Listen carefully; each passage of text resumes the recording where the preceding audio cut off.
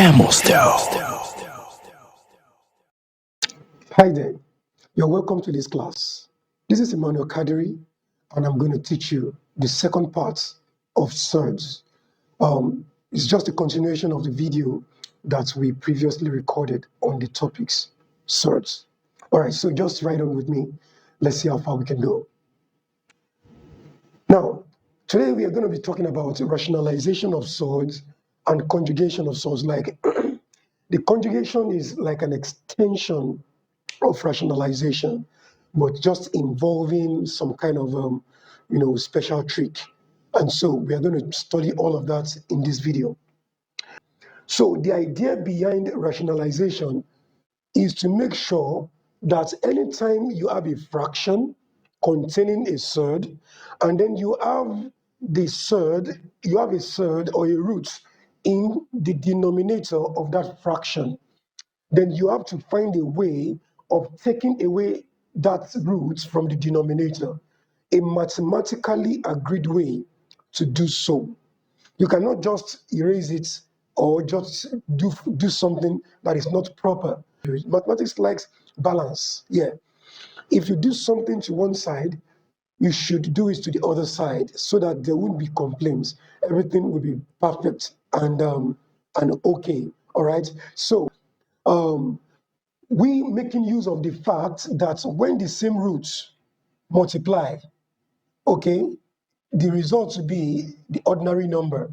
So if I say root b times another root b, the answer is going to be b. I explained the reason why in the previous video, okay? So, which means that if I want to take away these roots from the denominator, one trick I can mathematically apply is to multiply both the numerator, is just to multiply the denominator, right?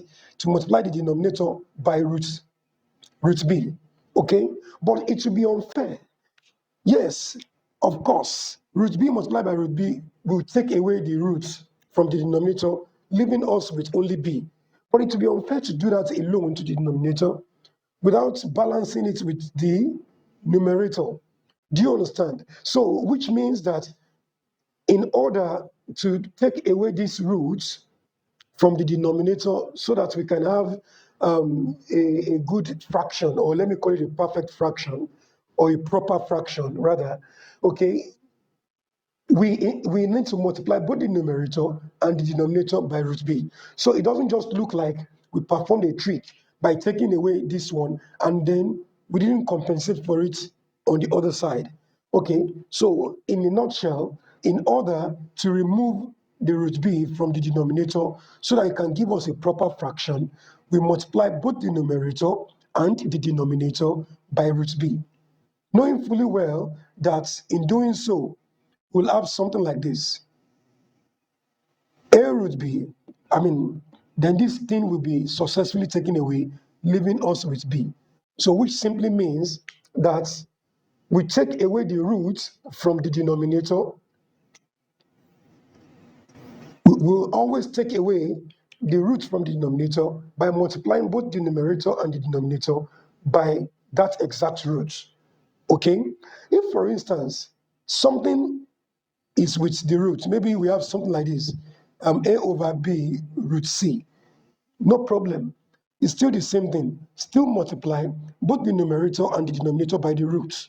Okay? So you have something like this, root c over root c. Okay? So they will be balanced down. A times root c will give us a root c, then divided by b, multiplied by root c times root c will now be ordinary c. Okay? So the final answer is a root c over bc. Okay, bc, that's b that was here before, multiplied by the result of root c times root c. Okay, root c times root c will give us ordinary c. So b multiplied by ordinary c to give us bc. So it's just as easy as that. This thing that I just did is called rationalization of surds. You rationalize a surd by taking off the denominator, the roots from the denominator, just to make sure that it gives us a proper fraction or a rational fraction.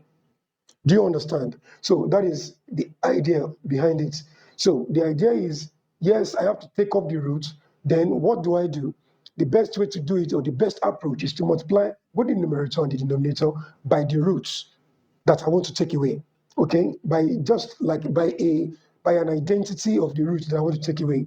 So in doing so, you perform the rest mathematically and you arrive at the answer. Okay, even though the root is being multiplied by something, no problem. Still take just the root alone, multiply both the numerator and the denominator, and you still get the correct answer. Okay, so that's as for that. That process is called rationalization. So when a surd is found in the denominator of a fraction, you simplify it by multiplying both the numerator and denominator of the fraction by the surd. Okay, so and that is what we just did here to have all of this, and then we are good to go. Okay, you got that?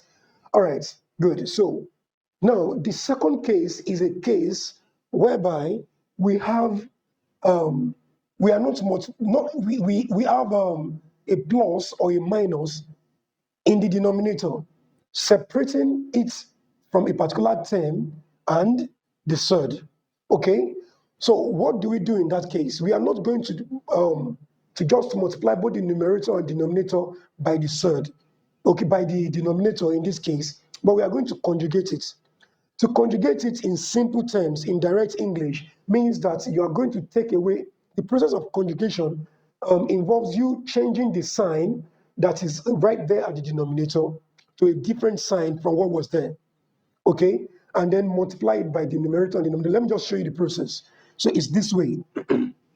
If we have something like this, okay, a over b minus root c, and then we want to rationalize it. The way we rationalize this one is different from the way we rationalize this that I just explained. Okay, so to rationalize this one, what you do is that you multiply both the numerator and the denominator by the conjugate, meaning you have this. This was minus before, you change it to plus. Sorry,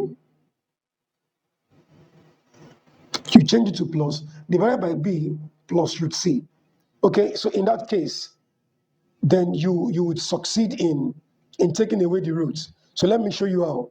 So a multiplied by everything here, that is a times b will give you ab, okay? Then a times plus root c will give you plus a root c.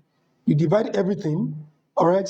Now, b times b here, okay, will give us b squared, all right? Then the same b multiplies plus root c to give us plus b root c, okay?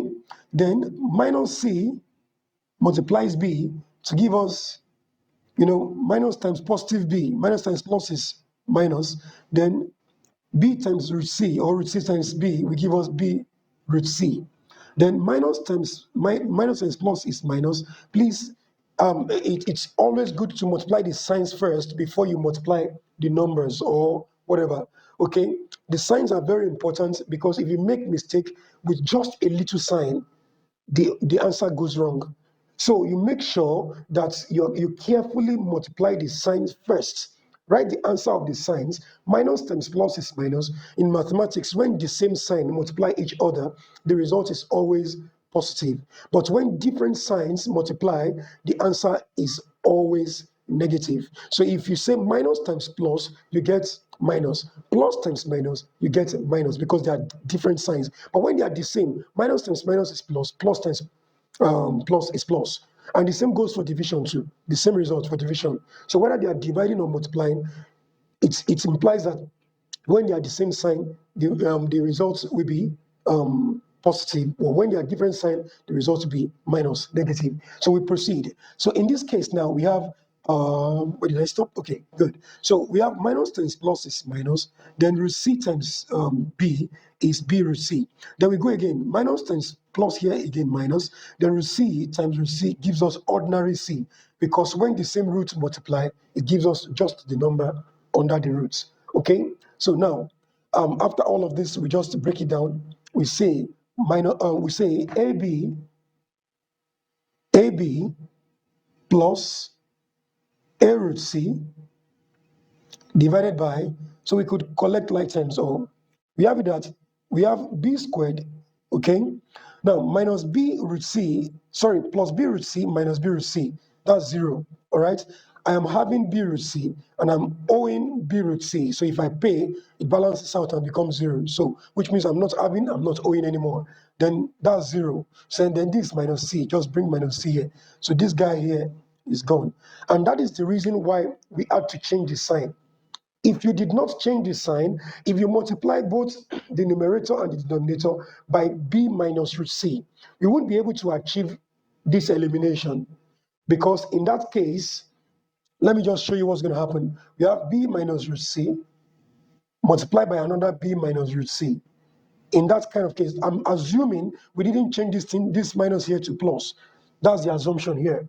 So let's assume we did not change this minus to plus. We have something like this. That is, we, instead of multiplying up and down with b plus root c, I decided to do it with b minus root c. If I did that in that case, see, this is what's going to happen.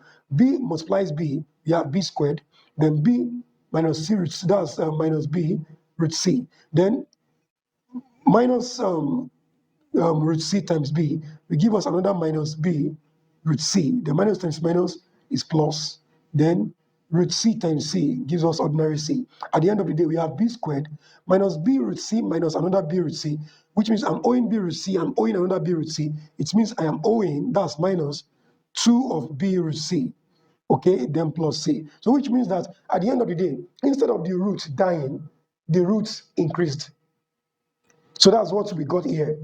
That's what's going to happen if you do not change the sign. So it is very important that when you have something like this, you change the sign. Then when you change the sign that is in between the number and the roots, okay, when you change the sign, then you now multiply both the numerator and the denominator by that changed, by that new statements, okay?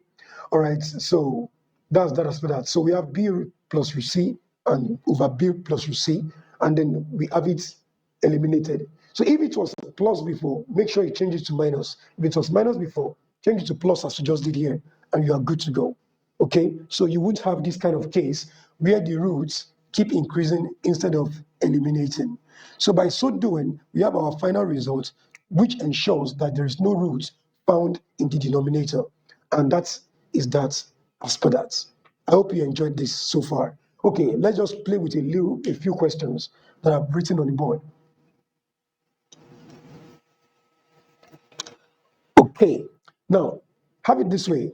Question number one, it says, question A says 1 over root 3. You should rationalize it. Okay, so to rationalize it, just say we have 1 over root 3 multiplied by root 3 over root 3. Just take this denominator, use it to multiply both the numerator and the denominator. So you have 1 times root 3 will give us root 3, then divided by root 3 times root 3, that's ordinary 3. That's the answer. Okay? All right. So if I want to be creative, let me just create a new question. What if I say 3 over root 3? Okay, if you want to rationalize it, you have 3 over root 3, okay, multiply by root 3 over root 3. Then we have it 3 times root 3 will give us 3 root 3. Then divided by root 3 times root 3 will give us ordinary 3. Then this cancels out. We have what? Root 3 as our answer. Okay, you get that? Good. So which means that if a number is at the top and we have the root of that number at the bottom and you're asked to rationalize, don't just waste your time. The result is that root at the bottom. That's the result. Shortcuts. In case you find this in the exam, don't bother solving the question. The answer is just the root at the denominator. Got it? Okay, so if you think I'm joking, let's assume it's 2 over root 2. Then you go again. So we have 2 over root 2, okay, multiply by root 2 over root 2. Then at the end of the day, we have 2 root 2. That's 2 times root 2 gives us 2 root 2. Then root 2 times root 2 gives us ordinary 2. You cancel this out, you still have root 2. So that's just it. Okay, so which means whenever you find a number at the numerator and you find the root of the number at the denominator, the answer is just that root. And for rationalization, and that's all. Okay, all right, good. So if you want to check out this solution, you can pause the video, read through it, understand it, put your note down, and then before you proceed. I'm taking this off now. All right. So let's quickly solve the second one, okay? That's B. We have 2 over root 5. Okay, good. So to rationalize it, we have 2 over root 5, or to simplify it, multiply by root 5 over root 5. And then we have 2 root 5 over root 5 times root 5, that's ordinary 5. There's nothing else you can do here again, so you just stop here because 2 cannot divide 5, and root 5 cannot divide ordinary 5 because this is a root and this is an ordinary number, so you just let everybody be. That's the best answer you can get. Now, quickly to see, we have 1 over 3 plus root 2. So 1 over 3 plus root 2, to rationalize it, we have 1 over 3 plus root 2 multiplied by 3 plus, sorry, we have to change it to minus 3 minus root 2 divided by 3 minus root 2. Okay, we change this plus to minus, but we put everything else the way they are. Okay, so to solve this, 1 times everything here is everything here, that's 3 minus root 2, then divided by, so you do our multiplication, 3 goes first, 3 multiplies 3, we have 9. The same 3 multiplies minus root 2, so we have minus, that's positive times negative. Plus times minus is minus, then 3 times root 2 gives us 3 root 2. Then again, plus here times minus, we have minus, and then root 2, oh, sorry, plus times plus, that is plus times positive here gives us plus, then root 2 times 3 will give us 3 root 2. Then the same root 2 goes again the second time, and then we have root 2, sorry, plus times minus, that's minus. Then root 2 times root 2 give us ordinary 2. Okay, so final answer, we have 3 minus root 2 divided by this minus 3 root 2 plus 3 root 2, it will go. That's, I'm owing 3 root 2 and I'm having 3 root 2, so that's 0. So then it remains 9 minus 2. So 9 minus 2 will give us 7. Okay, so the answer is just this, and that's all.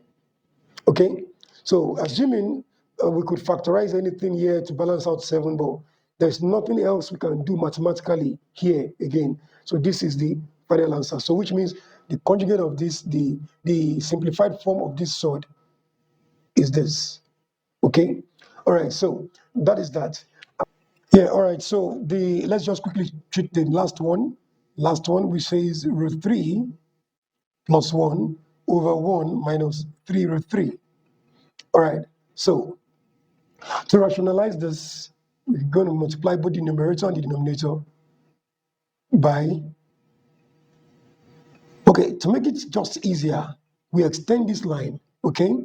Then we have 1 minus 3 root 3, just to make sure we're not going to be making any mistake, all right? So multiplication, bracket in mathematics means multiplication. So I'm going to multiply by another 1 minus, but this time around is plus 3 root 3, okay? Then 1 plus 3 root 3. So it's better this way to use the bracket, so we can just be able to manage it properly. So what I just did here is I multiply both the numerator and the denominator by the conjugates. By, instead of having 1 minus 3 root 3, I did 1 plus 3 root 3. So we have it that way. All right, good. So as you proceed, so you multiply both the numerator and the denominator by 1 plus 3 root 3. So let's just do the group multiplication. We start with root 3 first to expand the bracket. So we have root 3 multiplied by 1, root 3 times 1. So root 3 times 1 will give us root 3. Okay, be very careful, we are dealing with a lot of numbers here. Then the same root 3 multiplies 3 root 3. So we have it that, positive times positive is positive. That's positive root 3 multiplied by positive 3 root 3. So plus times plus is plus. All right. Now, this 3, root 3 will multiply the root 3 here to give us ordinary 3. So we have the 3 outside here multiplied by ordinary 3. The ordinary 3 being the result of root 3 times root 3, giving us ordinary 3, okay? Then this 3 outside here is what is here. Just like we are saying 3 times 1, maybe there's an invisible 1 outside here. So 1 times 3 will give us that 3. Then root 3 times root 3 gives us ordinary 3, okay? So That's just the way it is. Now, um, we go again with the second part. Plus times plus is plus. Then 1 times 1 gives us 1. The same 1 times this, that is 1 times 3 root 3, will give us, that is plus times plus is plus. 1 times 3 root 3 will give us 3 root 3. Okay? So that's that. So we have, instead of me writing, this one here is for this one. 1 times 1 is this one. Okay? So we are doing this same one for the second part now. So we have plus times plus. We put the plus here, put a plus here. The 1 times 3 root 3 will give us 3 root 3. So, you see, when you are dealing with a lot of numbers, you can get things mixed up. So it's good to just slow down a bit and then to make sure you're doing everything accordingly. Okay? All right, so let's go again. We are multiplying with just this one first. 1 times 1 gives us 1. Okay? The same, positive times positive is also positive. Now, 1 times 3 root 3 will give us 3 root 3. Okay? Now, good. We are done with these parts. Okay? Now, the second one. Minus times plus is minus. Because they are different signs, the result will be minus. When they are the same sign, the result will be plus. Don't forget. Now, we have this 3 root 3 multiplying. Okay, so we start with this one first because we are dealing with this 3 root 3 now. So minus times positive 1 here is minus. Then 3 root 3 times 1, 3 root 3 times 1 here give us 3 root 3. Okay? Now, this minus 3 root 3 has dealt with this one. It is now going to deal with the second part. Minus times plus is minus. Then 3 root 3 times 3 root 3. Let's do 3 times 3 is 9. Then root 3 times root 3 will give us ordinary 3. All right? 3 minus times plus is minus. 3 times 3, 9. Root 3 times root 3 gives us ordinary 3. Okay, so I just have to separate them with brackets. Okay, so you know that they are multiplying. So we go first with the number outside the bracket, then the number outside the root, then the number under the roots. Okay, now what do we have next? We simplify further. Okay, we have root 3, then plus 3 times 3 is 9, plus 1, then plus 3 root 3. Everything divided by, everything divided by 1. Then we have plus 3 root 3 minus 3 root 3, that would be 0, eliminated. Then we have minus 9 times 3 is 27. Okay, we have 27. Good. So now, finally, let's simplify further by collecting like terms. Okay. All right. So we have root 3 plus 3 root 3. Let me just do it step by step so to make it easy for you. Everything that is having root 3, bring them to one side. Everything that is just an ordinary number to the other side. So we have root 3 here. Root 3 plus 3 root 3. All right. This, then, and this taken out, right? It remains 9 plus 1. 9 plus 1 is simply 10. That is positive 10. Plus positive 9 plus 1 is positive 10. Then divided by 1 minus 27. Okay. All right. So let me just continue the solution from up here.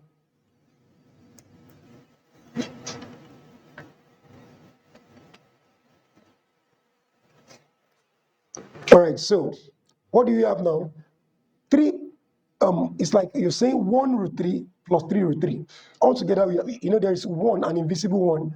Whenever you see anything standing alone, we assume that there's an invisible one multiplying it. So it's as if you're having 1 root 3, okay? Or just say root 3. Just as if you're having x plus 3x, okay? That's root 3 plus 3 root 3, just like x plus 3x.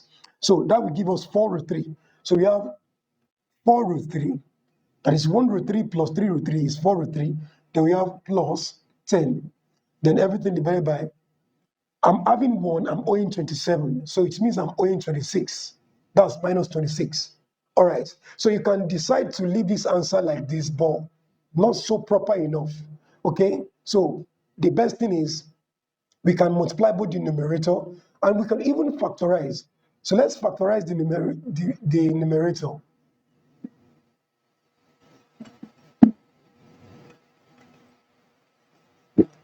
If you want to see my video on factorization, the link will be showing up there. Just click on it so you learn about factorization from there. From what you have at the numerator, what is common? 2 can go in 4, 2 can go in 10. 4 can go here, but 4 cannot go here. So the highest common factor is 2. So we now bring the 2 out. We now use this 2 to divide 4 root 3. So we have 2 root 3. Just as if you are saying 4 root 3 divided by 2. So 2 cancels this. It remains 2, 2 root 3, right? 2 root 3. Okay, then you still use the same 2 to divide 10. It gives us 5. So this is a common factor divided by minus 26. So we can say that 2 goes here 1 because 2 is multiplying the whole bracket. So when 2 terms are multiplying, you are free to divide. But if it is addition or subtraction, if I had something like this, 2 plus 3 divided by 6, you cannot say 2 divided by 6. Mathematics does not allow that, mind you, because this is addition, okay? If it is addition or subtraction, not allowed. But if it is multiplication, very much allowed. You can use this to divide this or use this to divide this, however it goes, you are good to go. Do you understand? But if it is addition or subtraction, please don't do it. So the relationship between 2 and everything in this bracket is multiplication. So it is allowed to cut, to divide through. So 2 goes here 1, 2 goes in 26, we give us 13. That is 2 in 2, 1, 2 in 6, 3. So we have 2 root 3 plus 5 minus, divided by minus 13. And mathematics allows us to take this thing up. Just say the answer is negative. The answer is because plus divided by minus, that is positive everything up here, divided by minus, we give us minus, okay? We give us minus, you get? And then you have, or let me just put it this way, multiply both the numerator and denominator by minus 1. You get that? Multiply everything in the numerator and denominator by minus 1. So you can get the scope. When you multiply it by minus 1,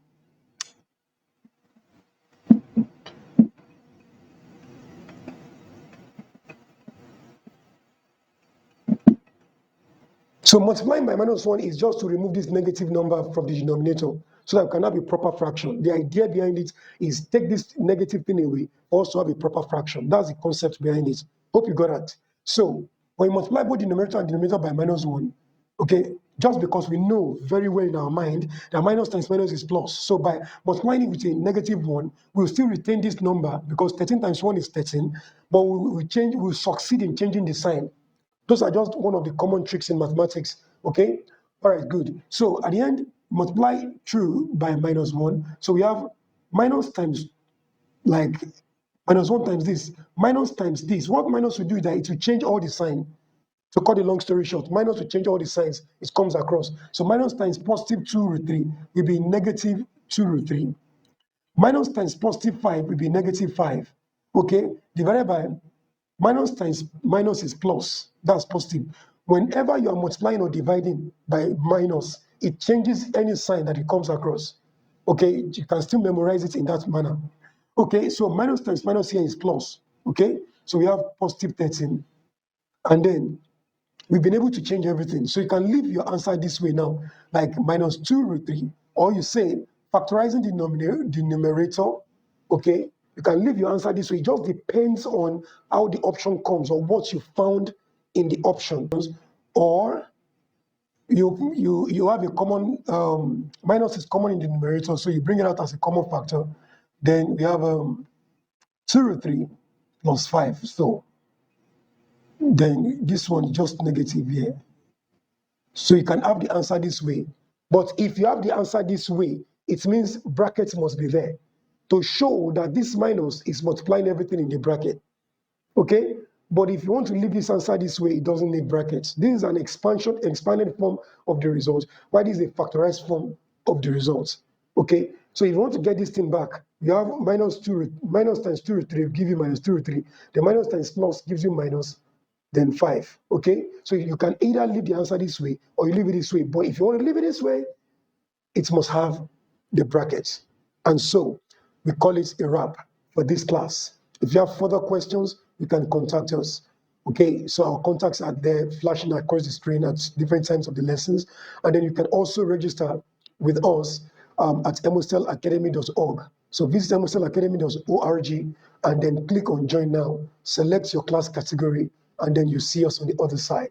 Okay, thank you very much. Please don't forget, if you like this class, click on that like button, and then you can share this class with as many people as you feel needs it. Keep telling people about Emostel Academy, and then as our channel grows, you keep seeing more of us. Take care. Bye.